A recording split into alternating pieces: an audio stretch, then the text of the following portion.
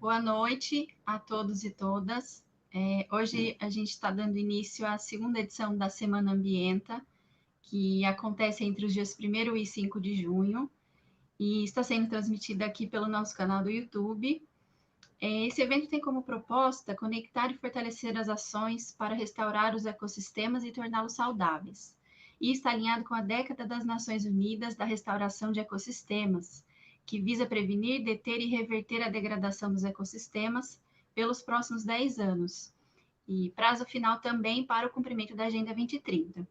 Todos nós aqui reunidos hoje, né, enquanto indivíduos e organizações, temos um papel a desempenhar, né?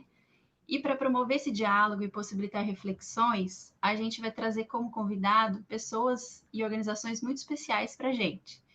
E dando início à programação de hoje, você já deve ter ouvido falar em responsabilidade social ambiental. Mas como será que ela está ligada ao combate às mudanças climáticas, à conservação, à mitigação e à compensação dos impactos ambientais? Como ela contribui para a sustentabilidade? E de que forma as organizações podem atuar nesse sentido por meio do balanço social ambiental, da articulação com o terceiro setor e utilizando-se da renúncia fiscal? É o assunto de hoje, que a gente vai falar com o Takashi Yamauchi, nosso professor, mestre, mentor. O Takashi é referência em terceiro setor e responsabilidade social ambiental, é membro do comitê da Associação Brasileira de Normas Técnicas, da ABNT, e da Organização Internacional de Normalização, a ISO, no que se refere à ISO 26000, que é a norma de responsabilidade social. Atua na constituição e na assistência a entidades do terceiro setor e na elaboração de programas municipais com ênfase para o desenvolvimento econômico e social, né, Takashi? Constituiu mais de 6.000 entidades do terceiro setor e desenvolve assessoria e orientação para a elaboração do balanço social ambiental junto às organizações públicas, privadas e também o terceiro setor. Seja bem-vindo, Takashi, é uma honra, um prazer ter você aqui com a gente. Muito obrigada por ter aceitado esse convite, pela sua presença e pelo seu tempo. Vamos lá. Bom, boa noite a todos. Se fala muito em relação à questão ambiental, questão de sustentabilidade, que seja, né, um projeto ecologicamente correto. Existe todo um termo desse jeito que é usado de uma forma extremamente simplista e equivocado, né? E por que a gente fala que é simplista e equivocado? Porque existe toda uma legislação, uma normatização, uma forma de mensurar esses processos, e o pessoal não tem levado isso em consideração. Então, acha que por estar plantando algumas árvores, isso está achando que é sustentável, né? Ou porque está fazendo uma parte da reciclagem de coleta seletiva, coisa parecida, e se diz sustentável no processo. O pior é muitas pessoas que se vangloriam, mencionam isso nas internet, nas publicações, que se diz sustentável no processo, sem ter nenhum tipo de argumento técnico no processo. Então, existe um equívoco enorme sobre isso, e a necessidade de que esse tipo de situação seja mais claro, isso o pessoal não tem noção sobre isso. Existe toda uma legislação, normas internacionais e normas brasileiras que estabeleceram essa forma de trabalhar. E muitas empresas, por sua vez, erroneamente também têm feito a questão, utilizando esse termo chamado de sustentabilidade, sem saber que existe um decreto federal que regulamenta a sustentabilidade. Assim como existem legislações que definem metas de trabalhos ao longo do tempo que as organizações têm que apresentar nesse mecanismo. Então, existe uma confusão enorme sobre isso. Então, vamos começando parte a parte, né? Em primeiro lugar, para ser balanço socioambiental, por ser um documento contábil, o Conselho Federal de Contabilidade fez a resolução chamada 1003, no ano de 2004, dizendo que todos os CNPJ no Brasil, a partir do dia 1º de janeiro de 2006, deveria estar apresentando e elaborando um documento chamado Balanço Socioambiental e criou a norma chamada NBC-T15. Então, se você quer ser sustentável ou quer provar que suas atitudes, suas ações estejam coerentes com toda uma norma e legislação. Se você não elaborar o balanço socioambiental, a norma de contabilidade, então não tem nenhum tipo de prova, nenhum tipo de documentação técnica de que suas atividades estejam corretas nesse processo. Então, esse é o primeiro ponto, né? E por que foi feito esse tipo de norma e marcou a data do dia 1º de janeiro de 2006? Simples, porque a questão é no final de 2005, no processo, acabou o acordo internacional da cota Hilton. Então, com isso, há necessidade de que empresas dos setores apresentem documentação que comprove que ela está fazendo uma ação socioambiental de uma forma correta. E a única forma de apresentar isso é através de um documento contábil do processo. Então, esse é o primeiro ponto que foi definido, essa estrutura contábil. Qualquer pessoa jurídica que se diz sustentável ou que esteja corretamente em relação à questão ambiental, se não apresentar a norma chamada T15, não fez nada, infelizmente, né? É simplesmente um relatório de apresentação e não tem valor legal no processo. Paralelamente com isso, existe a norma brasileira, que é a Associação Brasileira de Normas Técnicas, que criou a norma chamada NBR 16001, que é a norma brasileira de responsabilidade social. Além desse documento da NBC T15 contábil, então temos da ABNT a NBR 16001. Existe também a 16002, que é como que se forma e prepara a equipe que vai auditar isso. E a 16013, que é a certificação desse processo. Então, se você não tiver esses três fatores, 16001, 2 e 3, você não tem nada em relação à questão socioambiental e você não pode bater no peito e dizer que você esteja coerente com a questão socioambiental. Então, esses são dois documentos principais desse mecanismo. Mas não é só isso, né? Ao longo do tempo, o governo federal foi fazendo legislações para atender às exigências internacionais. Uma delas é a Lei Federal, né, 12.187, que é o Plano Nacional da Mudança Climática, que foi feito em 2009, originário do protocolo em Copenhague, onde o Brasil e muitos outros países assumiram o compromisso que as empresas brasileiras de 2010, partindo de 2010 a 2020, estaria fazendo a redução de consumo de água, energia e emissão de gases em 36,1%. Bom, 2020 já passou, né? Ninguém fez nada absolutamente nisso. E como estava com dificuldade de fazer isso a nível mundial, então foi feito um novo acordo dizendo que, partindo de 2010 a 2030, nós iríamos reduzir 40% de emissão de gases, consumo de água e energia no processo.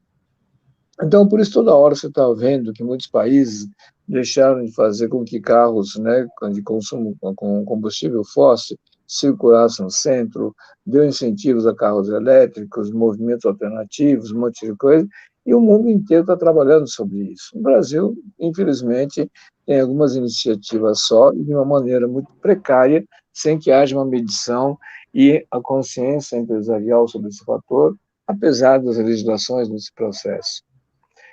E como isso também é um fator que depende de outras situações legais nesse mecanismo, na legislação chamada 12.187, Plano de Mudança Climática, no seu artigo 11 dessa lei, definiu setores obrigatórios a cumprir isso.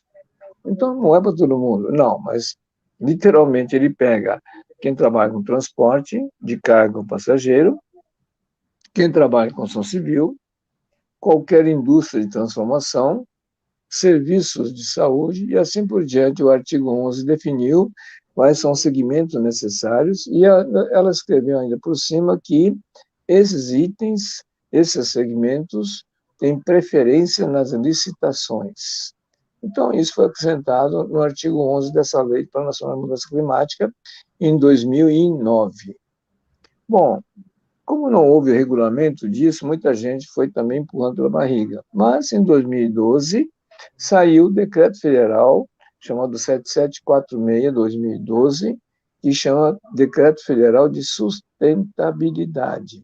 Isso é regulamentando aquele artigo 11 da Lei 12.187, do Plano Nacional de Mudança Climática, ela menciona que, se não apresentar o atestado de sustentabilidade, as empresas nas licitações poderão ser eliminadas, ou aqueles que apresentarem os seus documentos poderá ter na preferência das licitações, ela pode ter um preço até 25% majorado do outro concorrente, que não tenha esse tipo de atestado. E nesse atestado foi mencionado o quê? Que o atestado de sustentabilidade pode ser fornecido, né, pelo Conselho de Políticas Públicas do município ou entidades credenciadas. Então, com isso, ela deu o caminho. Se por acaso o município não constituiu o Conselho Municipal de Políticas Públicas, porque existe Conselho Municipal de Saúde, Educação, Meio Ambiente, tal, existem diversos conselhos municipais, mas teria que constituir um Conselho de Políticas Públicas, que seria um conselho representado por todos os membros de todos os conselhos no processo. Então, caberia a esse conselho expedir o atestado, ou então alguma associação local que tivesse habilitado, tivesse preparado, atendendo à norma da ABNT, a 16.001 e a 2 no processo, para que ela possa dar um atestado de sustentabilidade nesse mecanismo. Só que ela não fez só essa questão da legislação. Hoje, para você cadastrar para um grande fornecedor, por exemplo, na listagem do cadastro de documentos necessários, um dos itens chama-se balanço socioambiental.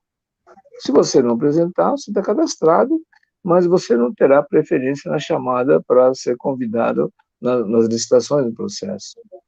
Isso é, se você tiver colocado o balanço socioambiental, tivesse feito o X e apresentado a norma T15 no processo, então você vai ser o primeiro a ser chamado para eventual licitações ou para qualquer orçamento no processo. Por outro lado, também bancos fizeram o mesmo processo.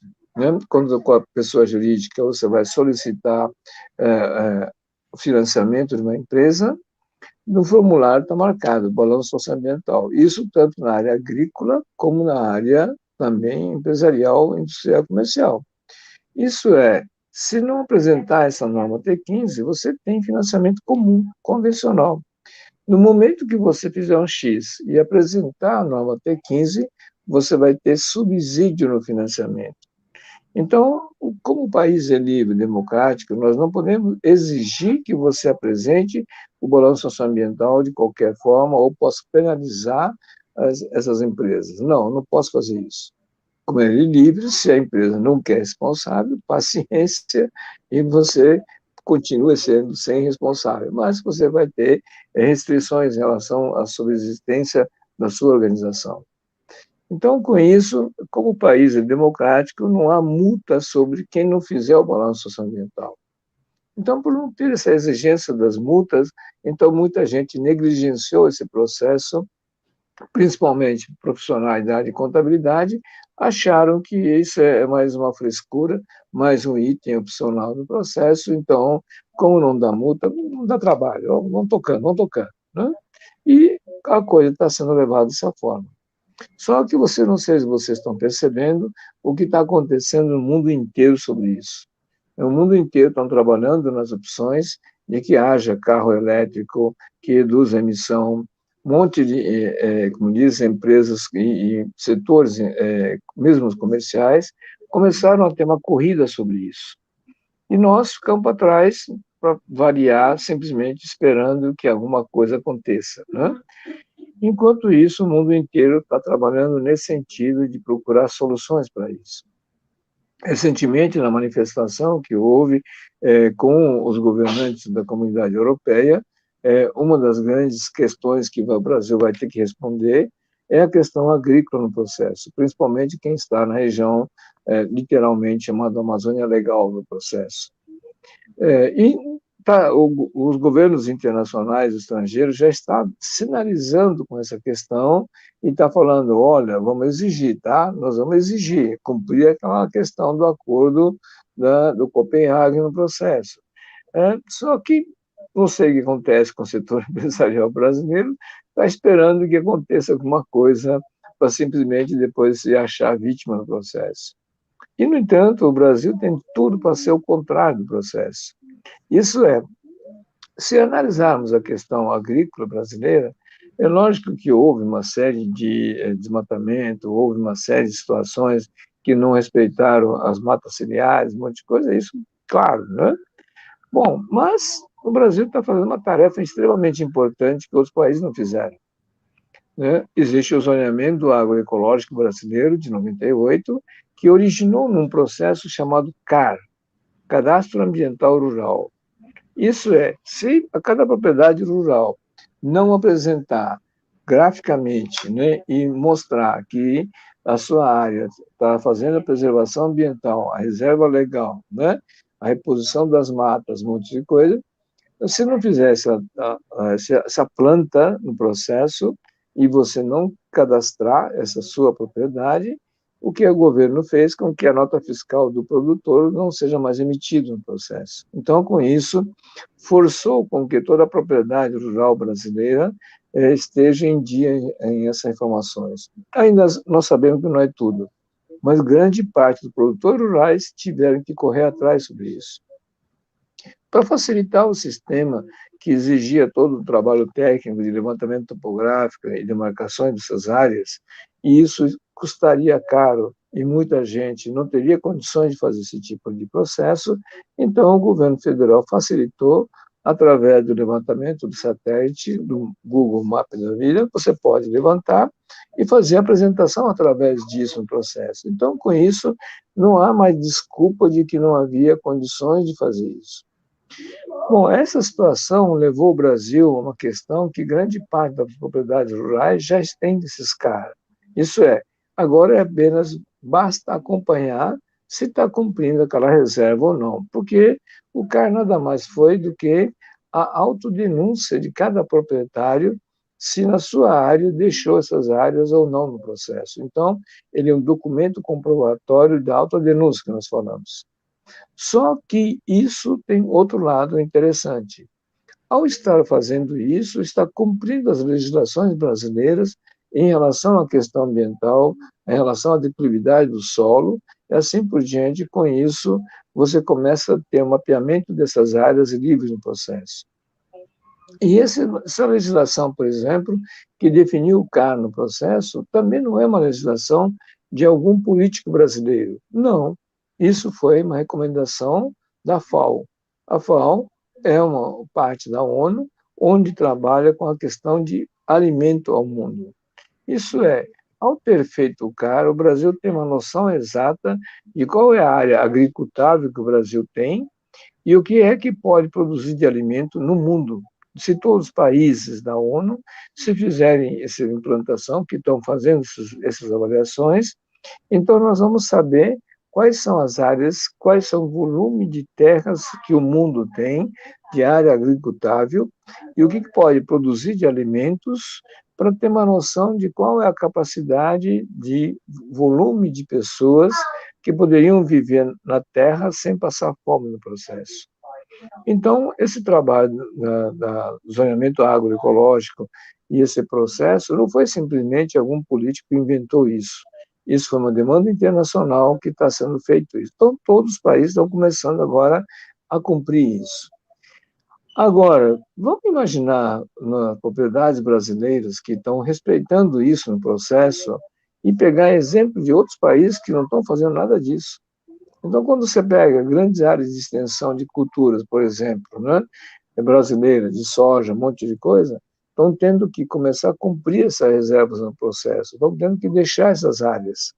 Senão, o que acontece? No próximo passo é, ao fazer o CAR, e se você ocupou uma área da mata ciliar, um monte de coisa, se você não fizer a reposição, a sua licença também vai ter problema. Isso é, se você tem 1.000 hectares de terra agricultável em processo, que teria ter deixado 10% dele, vamos supor, 20% dele devia ter deixado para a área de preservação ambiental, e você não deixou esse tipo de situação, o que acontece? Você vai ter um número estranho, onde você vai estar produzindo muito mais do que devia. Então, automaticamente, a propriedade não cumpriu as exigências legais sobre isso. E assim por diante, começa a ter a demonstração dessa falta da situação de preservação ambiental. Há uma denúncia automática no processo.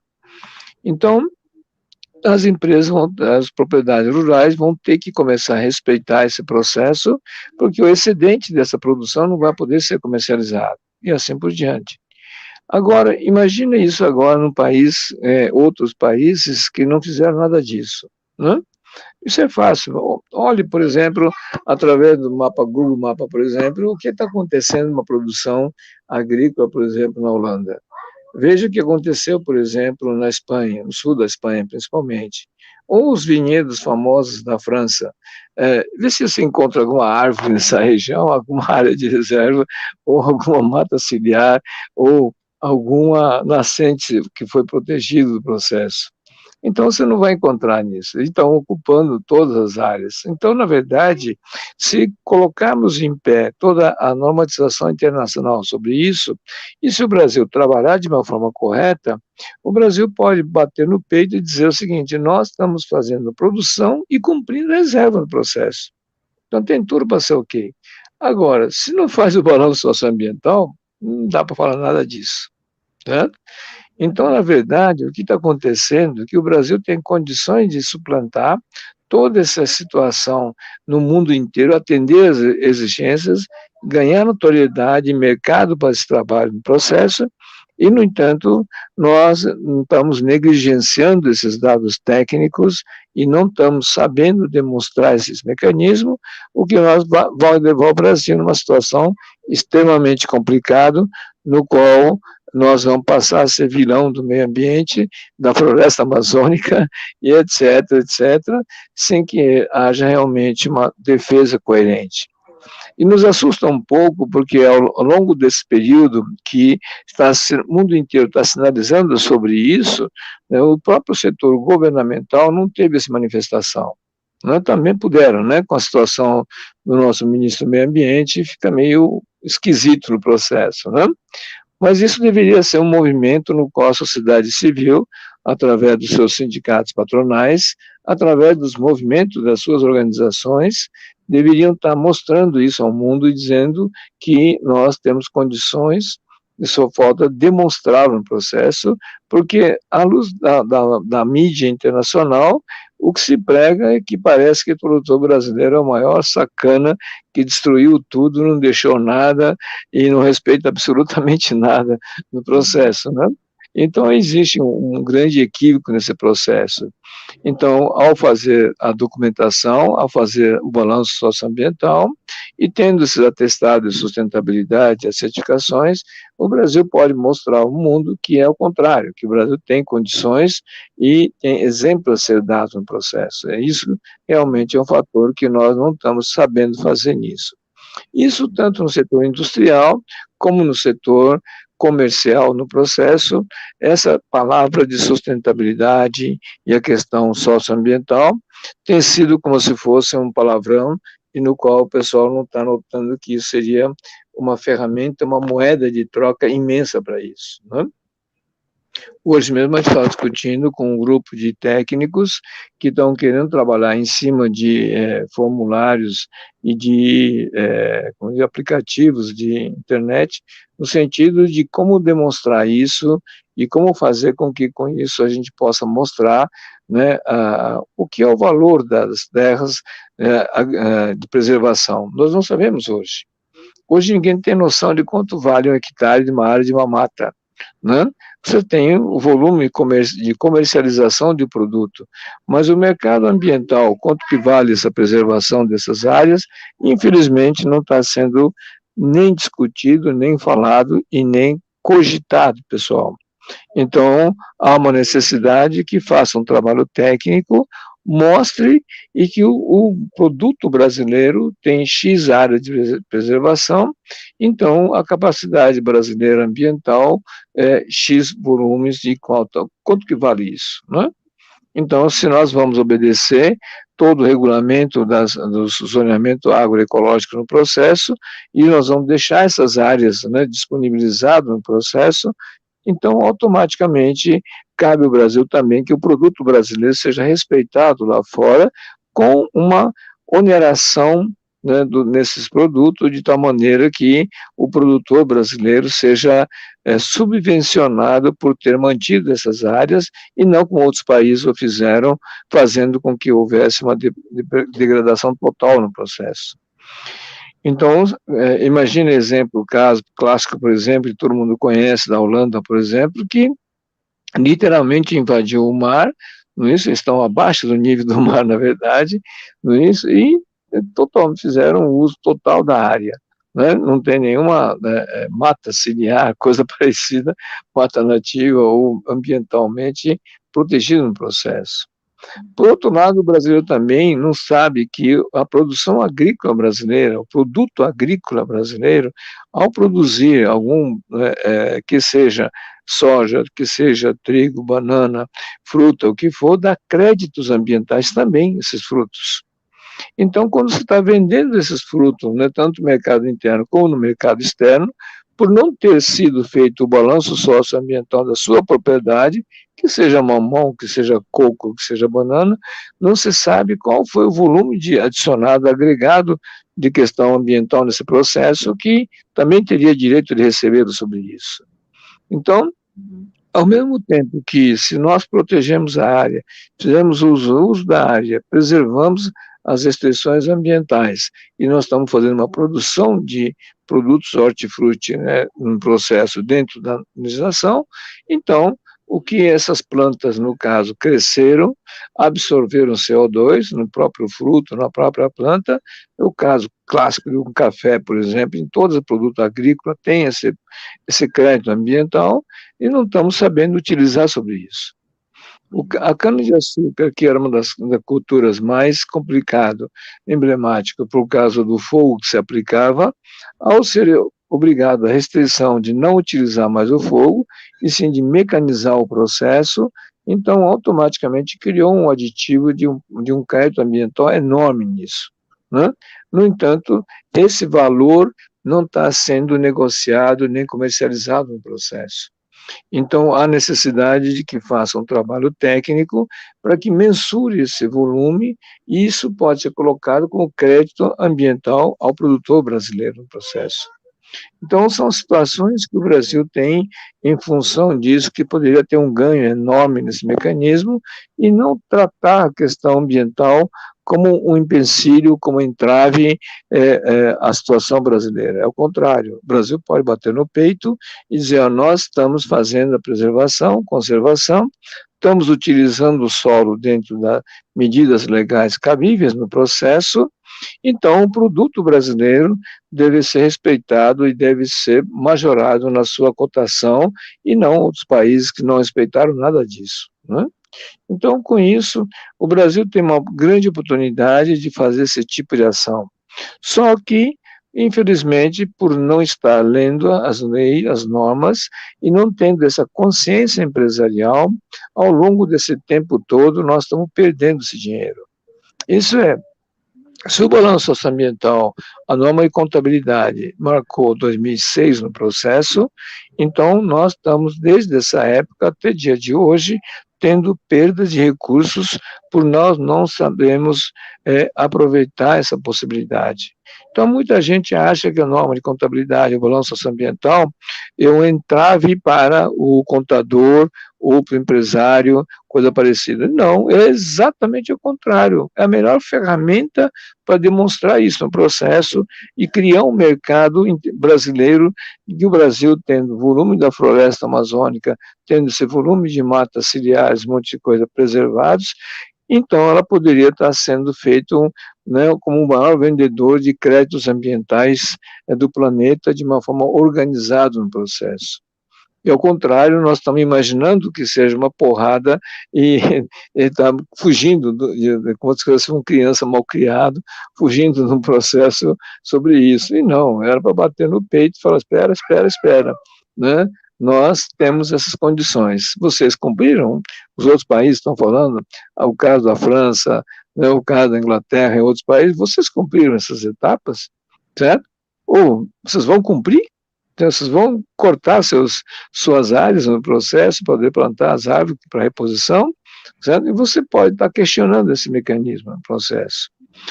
E, no entanto, o Brasil está simplesmente apático a toda a situação, apesar de toda a oportunidade que nós estamos tendo, né?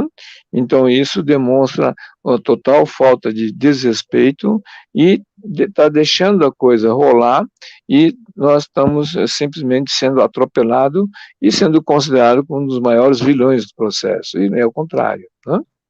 Então, para isso, toda a iniciativa brasileira no processo tem que ser preparados, né, tem que ser alertados os profissionais e as organizações que o representam, para que eles possam estar com isso, mostrando ao mundo o que é a capacidade brasileira nessa questão ambiental, tá? Então, esse... Não. Eu queria só que você comentasse também, né? Então, a gente começa a entender, tirar esse equívoco do conceito de responsabilidade social ambiental, né, como uma coisa de doação, benemerência e só filantropia, né? A gente começa a entender responsabilidade social ambiental como uma questão de responsabilidade mesmo, né? Das organizações reconhecerem o impacto, né, que elas geram naquele território, naquele ambiente, né, nas pessoas, no meio ambiente. E aí, a partir desse momento que ele reconhece, né, que a empresa reconhece, que as organizações reconhecem o seu impacto, fazendo o balanço social ambiental, elas vão ter uma ideia maior do passivo, né, do passivo ambiental, e às vezes até tem créditos ambientais, né, como você disse, né, questões de produtores, enfim, acho que o primeiro passo é isso, né, reconhecer o seu impacto, né, e a gente também tentar desvencilhar essa ideia da responsabilidade social como uma coisa, né, de solidariedade, boazinho, tô fazendo por doação, né? Não, outro aspecto extremamente complicado no pessoal, né, é que tudo que se fizer, né, em relação a essa questão socioambiental, se estiver respeitando as normas e as legislações do processo, a empresa tem um ganho sobre isso. Então, tem que desmistificar que essa questão não é simplesmente um modismo do processo. E hoje, infelizmente, a questão ambiental, principalmente a questão ambiental, eles acham que é muito mais modismo do que estratégia de negócio no processo. E é exatamente o contrário, né? E a grande dificuldade também é entender o que é responsabilidade, que é um outro fator extremamente complicado. Porque muita gente confunde que benemerência, os atos de solidariedade, seja um fator já suficiente para serem responsáveis no processo. Não, não é nada disso, né? Então, quando nós sentamos com as empresas e a gente faz uma brincadeira com as empresas, vocês respeitam toda a legislação? Então, todo mundo, não, respeitamos tudo, temos alvará, temos licença e tal. Eu falei, não estou perguntando isso, isso é lógico que tem que ter, senão você não funciona. A minha pergunta é, vocês estão respeitando as legislações, né, vigentes no Brasil em relação à atividade empresarial? Né? Aí todo mundo fica numa interrogação, tipo assim, como? Né? Eu estou obedecendo. Né? Será? Quando pergunta sobre isso, aí questiona mais ainda a questão. Aí a segunda pergunta que nós fazemos em seguida é a seguinte: você distribui o resultado ou o lucro da sua empresa com seus funcionários e aqueles que também prestaram serviço, os terceiros? Aí o cara fala, não, eu não faço isso. Ou então, alguns fazem, não, fazemos. Eu compro o dissídio coletivo que o sindicato obrigou a fazer através do PL e tal. Então, ele fala, tá bom, então não perguntei isso também, né? Será que você respeitou a Constituição brasileira, o artigo 7 sobre isso? O pessoal fica assim, em dúvida, não conhece, não leram a Constituição. Né? E na Constituição, no artigo 7, que é direito do trabalhador urbano e rural, bem entendido, tá? Ela menciona o quê? Todas as empresas, além do 13º, tal, de outras obrigações, têm que fazer com que haja distribuição de resultados ou lucros das empresas com seus funcionários. Então, você faz isso. Em qualquer empresa, não está escrito lá, excesso microempresa, excesso lucro presumido, coisa parecida. Não, qualquer empresa. Né? Vocês fazem isso? A pessoa fala, não. Então, Então, você não está respeitando a Constituição brasileira, não é isso? Eu já peguei isso em grandes empresas multinacionais fazendo isso também. Eu falei, espera aí, você está no Brasil e está fazendo o quê, pô? Entendeu? E as pessoas ficam surpresas que não há essa observação. E na norma de contabilidade é exatamente o primeiro item, né? E para isso, para que não seja, muitas vezes o empresário mais arrogante chega para mim e fala o seguinte, então quando tiver lucro, por acaso o funcionário vai pagar? É bem claro, ninguém falou que é para distribuir o lucro, a lei está falando, lucro ou resultado. Isso por quê? Você pode fabricar o prejuízo contabilmente, que isso são manobras que podem ser feitas de uma forma até legal, certo? Mas o empregado não tem nada a ver com seu prejuízo. O empregado tem que ver que ele tem direito ao valor adicionado. Isso é, o ano passado, quanto que valeria a sua empresa? E quanto que vale hoje, esse ano? Essa valorização que você tem que dividir com os seus funcionários e aqueles que prestarem serviço a ela, os próprios terceiros também no processo. Então, o anual está dizendo sobre isso. Ah, bem entendido. Se eu fizer essa doação, se fizer esse pagamento de uma forma correta dentro do terceiro setor, o que acontece? O governo deu isso como uma vantagem tributária e você vai poder deduzir esse valor da base de cálculo do seu imposto de renda. Então, o governo está abrindo mão de receber uma parte do imposto de renda e está permitindo que a empresa destine esse dinheiro ao seu funcionário e aos terceiros deles. Então, a empresa não está pagando do bolso dele. Então, até isso está sendo feito no processo, na legislação, e mesmo assim não há esse tipo de leitura e de posicionamento das empresas. As empresas fazem manobras contábeis, né, tem os verdadeiros malabaristas tributários no processo para pagar menos impostos, no entanto, não sabe utilizar de uma forma correta esse incentivo fiscal que o governo deixou para que a empresa possa cumprir a sua legalidade sem que isso onere o seu produto e o seu sistema no processo. Ao contrário, ele pode ganhar ainda por cima. E, no entanto, com isso não se tem ideia disso. Então, por mais que o empresário faça manobra e faça cálculos e contrate os melhores tributaristas no processo, ao não utilizarem essa ferramenta, eles estão pagando 34% de tributo a mais. Né? Então, além de não estar cumprindo as exigências socioambientais, além de não estar enquadrado dentro de um prisma de responsabilidade a nível mundial no processo, ainda por cima o empresário está pagando por uma bobeira de 34% de tributo todos os anos, desde 1995. Basta ver isso. Imagina qual é o valor do dinheiro que, por mais que fizesse manobra, não souberam utilizar esse mecanismo. Então, a questão da responsabilidade socioambiental não é simplesmente, meramente, uma situação onde a empresa se apresenta perante a sua sociedade que seja bonzinho no processo.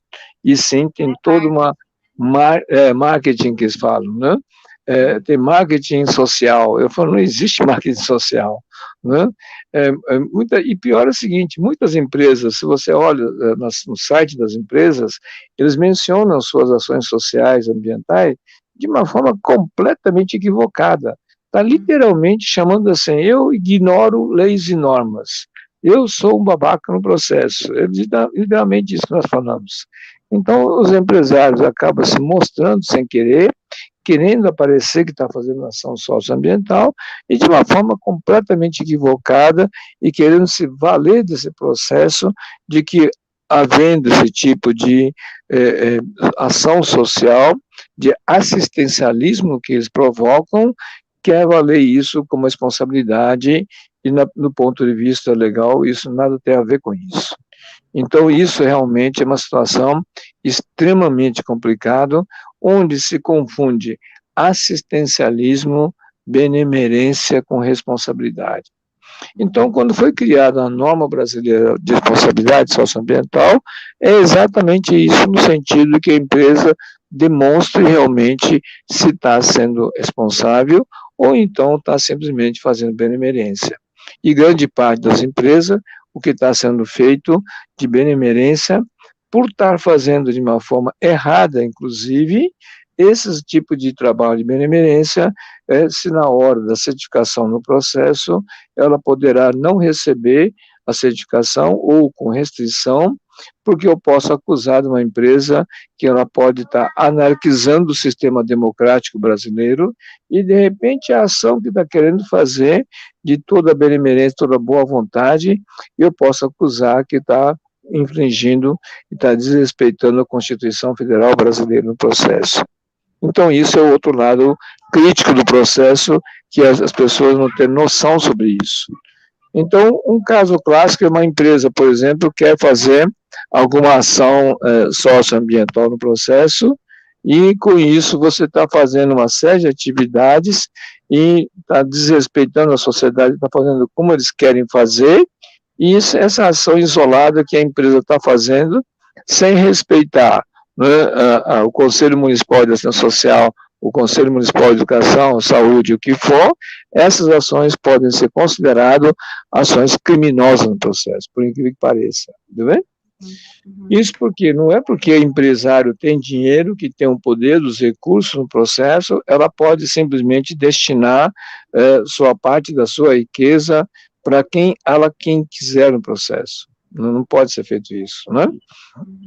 Agora, por exemplo, no comitê de crise, ficou bem claro que muitos estados, quase todos os estados brasileiros, decretaram estado de crise e, no entanto, houve uma enxurrada de ações, por exemplo, de empresas querendo fazer o donativo de ação, cesta básica para bolsa de alimento, um monte de coisa no processo, mas essas ações foram feitas de uma forma completamente equivocada. Já que existe o comitê de crise, que foi instituído através do governo estaduais, então, se você quer fazer uma doação de uma cesta básica, alguma coisa, não é para você fazer onde você queira fazer, e sim tem que comunicar ao comitê de crise, e o comitê de crise que pode indicar para você, olha, a tal lugar, tal bairro, tal cidade tem maior necessidade, então, para aquele lugar que tem que ser destinado, e não um lugar que eu quero como empresário, ou que eu simplesmente queira fazer e acabou, não sair na rua fazendo isso, né? Então, isso, por exemplo, são situações que, infelizmente, a democracia nos foi dado e nós não estamos sabendo utilizar essa ferramenta de uma forma democraticamente correta no processo. Então, se não respeita isso, como é que eu vou certificar essa organização de que ele está fazendo ação socioambiental de uma forma correta? Não tem como fazer isso. Simplesmente ele está desrespeitando a estrutura social de uma comunidade e, com isso, eu posso acusá-los que ele está fazendo o quê? Anarquizando o sistema democrático brasileiro. Então, essa complexidade da situação que tem que ser levada ao conhecimento tanto do setor empresarial, assim como dos setores dos profissionais que trabalham com isso, que haja um entendimento desse mecanismo baseado nas legislações e normas vigentes no processo. Então, a grande dificuldade da responsabilidade socioambiental é que todas as ações têm esse tipo de fundamento e que tenham a consciência desse processo e que não é simplesmente donativos que estão sendo considerados, né? Então, muita gente, por exemplo, não sabe nem calcular quais são os passivos ambientais de uma organização. Não tem noção do que é um inventário ambiental de uma organização, de uma empresa, não se tem sobre isso. E muita gente acha que, quando se fala na questão ambiental de uma empresa, todo mundo pensa que é apenas resíduo que a indústria ou sua atividade resulta no processo. Não, não é isso, né? Não se conta só isso, né? Então, você tem que considerar quanto de energia você gastou, quanto de água você gastou, né? Como é que seus funcionários vieram do trabalho, como é que eles saíram das suas casas e vieram ao trabalho, como que eles voltaram. Então, isso são passivos ambientais que a empresa tem que considerar nesse processo. Então, isso muda todo o sistema administrativo e todo o lançamento contábil no processo. Por isso que a norma de contabilidade, que foi feita em 2004, a resolução 1003, ela fez em 2004, ela menciona o seguinte, só tem dois incisos na resolução, né? no último inciso, ela falou o seguinte: recomendamos que antecipe. Pela primeira vez, uma resolução de contabilidade deu essa orientação de uma recomendação. Por que motivo? Porque você tem que mudar todo o sistema seu de informática, de lançamento contábil, e assim como todo quanto que é documentação tem que estar preparado para isso. Então, vou lançar contabilidade de conta de luz. Não é a conta de valor que você pagou, só isso que vai lançar. Não, esse valor é apenas para contabilidade, mas no balanço orçamental eu tenho que considerar o quilowatt-hora gasto, que na própria conta tem. Assim como eu tenho que mencionar se eu gastei tanto de água, qual é o volume de água, metragem cúbica que eu gastei, para ver como é que eu devo neutralizar isso. E assim por diante, se você não preparou o seu software de contabilidade, se você não preparou o software de compras de suprimentos materiais dos seus clientes, se você não considerou isso no cadastro do RH, que você não considerou onde ele mora, como é que ele vem ao trabalho, então você não vai conseguir fechar essa conta nunca, não é isso? Então, o Conselho recomendou que antecipasse de tal maneira que, como em 2004 que foi liberada a normatização, e ela entra em janeiro de 2006, então teria o ano de 2005 no meio para que você se estruturasse, preparasse esse processo, esse mecanismo. Mas, simplesmente ignoraram, né? Tipo assim, não sei para que é isso, né? A gente começa a perceber também, né, através do balanço socioambiental, que a empresa precisa ter uma série de documentos, de informações, né, um controle de dados, né, das informações sobre o processo produtivo, né, do inventário ambiental, da questão do transporte dos não só isso, né, dos fornecedores que também compram, se ele compra de alguém que está mitigando o processo ou simplesmente está empurrando com barriga, não é isso? Tanto que a norma de contabilidade, a norma internacional sobre a questão de quantificação disso, ela mencionou o seguinte, que se a empresa principal está buscando a questão de responsabilidade socioambiental, ela vai até 5º grau de fornecimento. Então, se você comprou de pessoas empresas que não fizerem isso, você que comprou produto e serviço dessa empresa que não respeitou, você vai ter que mitigar isso. Porque você, querendo fazer ação, você acabou comprando de gente que não fez, né? Então, não adianta só a empresa fazer a sua ação socioambiental e tem que comunicar aos seus fornecedores que, olha, eu estou fazendo agora, tá? O próximo ano é vocês, hein? Né? E tem que fazer esse tipo de situação, senão não adianta falar, eu estou fazendo a minha parte, né? E está achando que com isso está resolvido. Não, você tem que fazer com que a cadeia, até o 5º grau, respeite isso. Então, isso, ano a ano, tem que ir avançando nesse mecanismo, né?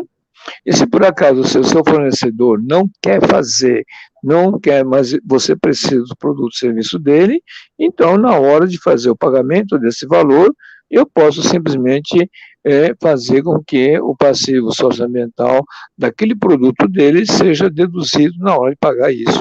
Eu posso criar esse tipo de situação para obrigá-los a que o fornecedor compre isso, não é isso? Então, existe todo esse procedimento. O que está acontecendo com o mercado agora, né? Na construção civil já é um dos primeiros segmentos que começou a sentir isso. Isso é, se você faz uma construção civil, né, uma arquitetura, no qual você não fez o respeito às normas e às legislações em questão socioambiental, você vai causar no usuário daquele imóvel um passivo ambiental enorme todo ano no processo. Então, o que acontece? Se eu sou locatário de um galpão ou de um escritório comercial, eu posso ver o valor, qual é o valor que vai me alugar? Vamos supor que vai me alugar por 50 mil, ótimo. Eu posso fazer com que haja uma análise do passivo ambiental daquela instalação e vamos supor que dos 50 mil de aluguel, a gente chega à conclusão no lado técnico de que há 5 mil de passivo ambiental não neutralizado. Então, simplesmente, eu não posso não pagar os 50 mil, pago só 45, e 5 eu faço a neutralização daquilo, porque ele me alugou um imóvel que foi feito sem concepção, com respeito ao socioambiental, e eu não tenho nada a ver com isso, né? Isso é o proprietário que fez esse processo que vai arcar com esse prejuízo, esse mecanismo. E já está acontecendo isso já em vários prédios já no Brasil, já. Isso já aqui em São Paulo já está acontecendo esse tipo de ação. Então, antes da pessoa alugar, né, define-se o valor do contrato, manda fazer um laudo ambiental, e aí dá para saber qual é o montante de passivo socioambiental que tem. Por outro lado, se a empresa fizer o projeto com isso, né, dentro das normas, inclusive na parte elétrica, por exemplo, já tem um selo para isso. O próprio selo Procel, que existe hoje na geladeira, na televisão, um monte de coisa, que tem aquele selozinho do Procel, já existe para construção também. Se a construção, o projeto, não for respeitado esse processo, então eu posso fazer com que haja redução no valor da alocação desse imóvel do processo. E assim por diante. Então, com isso, há uma necessidade de que se organize e comece a pensar nesse processo de uma forma um pouco diferente e que, na verdade, nós temos a melhor condição possível de estar trabalhando com uma situação de crédito ambiental enorme nesse mecanismo e não estamos sabendo atuar com isso, né? Essa é a questão, tá bom? Vamos lá. Vamos lá, a gente tem um monte de pergunta aqui. Algumas você já Sim. até respondeu, Takashi, sobre o BSA ser obrigatório, ele não é, né? Que mais? Eu acho que a Sueli pergunta como as instituições fazem esse atestado de sustentabilidade. Gente, acho que perdeu a caixa.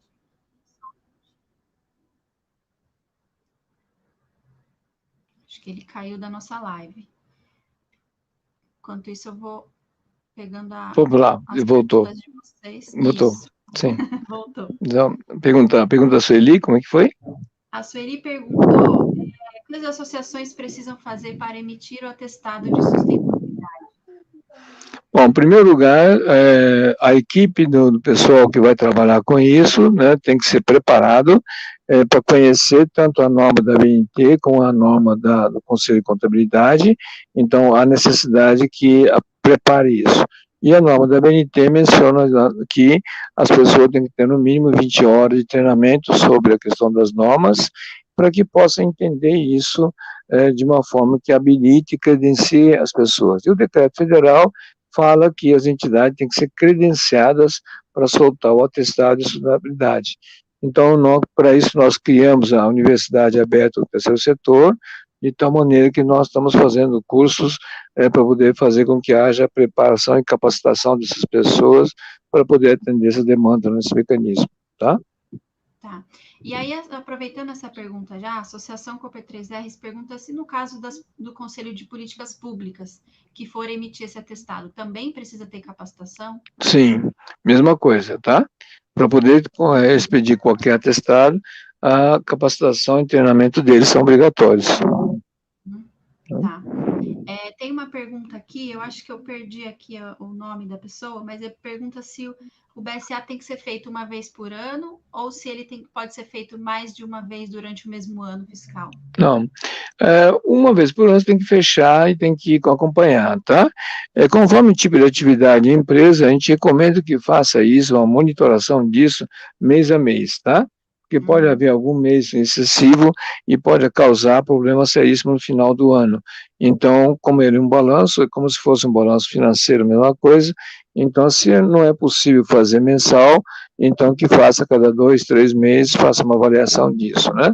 Para não deixar a coisa estourar no final do exercício, né? Para poder fazer ações que possam mitigar ao longo do tempo e corrigindo esse mecanismo. Porque raramente uma organização vai conseguir atingir 100% da plenitude do processo, tá? Uhum. E ele acaba também sendo um instrumento, né, Takashi, para você evoluindo, né, para a empresa, para as organizações, exatamente. Cada vez mais, né? Correto. E quanto mais isso, nós estamos por causa disso, fazendo a sugestão de criar um selo de classificação das organizações. Isso nós sabemos que dificilmente vai conseguir 100% no primeiro momento, então a ideia é, se atingir 20%, 30%, 40%, a empresa ir evoluindo ao longo do tempo, corrigindo esse processo, para que ela consiga chegar num ponto máximo do processo, tá? Isso já é uma linguagem já acordada com todos, que a solução seria essa, tá? Perfeito. Brasil Diverso pergunta se esses créditos do BSA, né, depois da gente calcular tudo, ele pode ser negociado internacionalmente? Sim, o que nós falamos, inclusive hoje, né, estava comentando sobre isso, que a gente primeiro tem que dar preferência às empresas brasileiras que se enquadrem nesse processo e que esses créditos sejam comercializados inicialmente no território nacional com as empresas brasileiras, né? E não com as multinacionais ou as estrangeiras no processo, porque a gente tem que ajudar as empresas brasileiras a conquistar o mercado internacional. Então, eu acho que não é para sair vendendo isso de qualquer forma, e sim priorizar empresas brasileiras, tá? Uhum. Eles têm também impacto, né, passivo para Sim, sim. Tá. Eu já recebi, por exemplo, pedidos já de empresas multinacionais que preparassem esses créditos ambientais para que pudessem levar para os seus países, né? Eu simplesmente recusei o trabalho porque não acho justo, apesar de não ser brasileiro, não acho justo que você venda a sua soberania ambiental para outros países que não o fizeram no processo, né? Uhum. Uhum. O Eduardo está perguntando, boa noite, professor Takashi, um agricultor familiar também pode obter alguma vantagem fiscal se realizar o balanço socioambiental da sua propriedade? Sim. Não só na questão de financiamento, como falei para vocês, no setor agrícola, que tem isso, o produto, dos seus produtos de venda no produto, se ela não está usando agrotóxico, um monte de coisa no processo, ela pode ter um trabalho e ter um valor de crédito socioambiental muito mais elevado do que um produto de grande escala no processo, tá? Uhum. E aí ele precisa ser um CNPJ para fazer isso, Sim, não? sim, pode. Então pode ser o produtor rural, tem alguns estados que o produtor rural já é um CNPJ, tá? Em alguns estados não, mas a maioria já são já, a inscrição do produtor rural, ele é um CNPJ já, tá? Então é válido, tá? O Genaro está perguntando se existe, aproveitando esse tema, né? Se existe algum órgão governamental no setor agrícola que possa ser acionado e levar essas informações aos agricultores. Na verdade, seria, no caso, o Ministério da Agricultura, mas antes disso, tem que fazer com que os sindicatos patronais de cada região sua façam esse trabalho, porque não adianta nada tentar fazer isso a nível nacional, uma canetada do governo, porque a parte governamental das leis, as normas já foram feitas no processo, né? Então, é muito mais a iniciativa local, dos grupos locais no processo, do que depender do governo, né?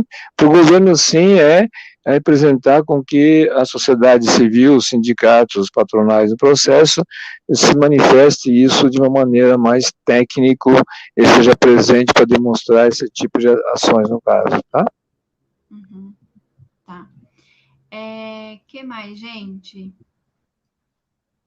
Tem uma pergunta específica aqui do Otávio.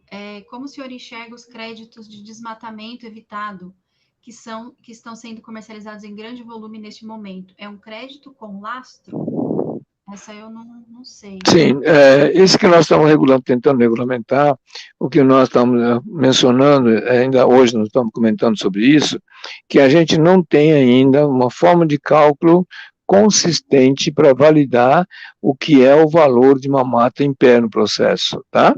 Existem vários trabalhos, então nós estamos combinando hoje, por exemplo, de fazer um colóquio técnico sobre isso, para que sente na mesa várias iniciativas de várias formas de cálculo, para a gente encontrar uma forma de cálculo que possa validar para poder fazer com que haja a mensuração do valor da mata em pé no processo, né? Para que isso seja uma moeda internacional, inclusive com o Brasil nesse processo, de tal maneira que seja respeitado esse tipo de ação, tá? Então, isso é um trabalho que ainda precisa ser feito. Existem várias iniciativas, várias pesquisas, várias menções literárias, o que falta é compilar para ser um padrão de adoção no processo, tá? Uhum. E a última, Wilson pergunta se os municípios têm que adequar na Câmara de Vereadores a legislação local. Sim, na verdade é o seguinte, cada município brasileiro, assim como tem as leis federais e estaduais, os municípios não fizeram isso. Então, por exemplo, você tem um plano diretor urbano só, não tem um plano de zoneamento agroecológico rural, não tem isso. Entende? Então, isso, por exemplo, é uma falta.